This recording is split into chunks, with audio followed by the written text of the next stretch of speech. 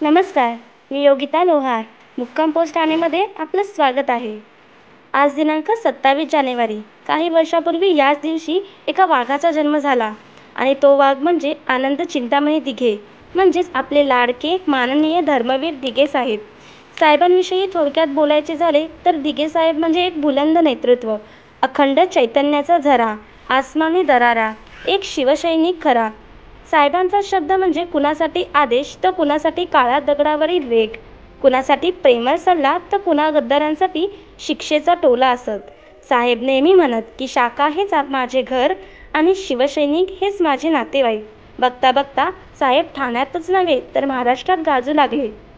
त्यांच्या कार्याने प्रभावित होऊन लोकांनी घरी दुकानी साहेबांचे फोटो लावले. परंतु साहेबांना या सगळ्याची आवड नव्हती.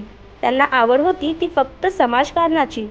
मुंबईपासून पार पुण्यापर्यंत तर ते इकडे नाशिकपासून पूर्ण भारत देशामध्ये कोणतेही काम असो साहेबांच्या फोनवर झालेच पाहिजे, असा साहेबांचा दरारा होता.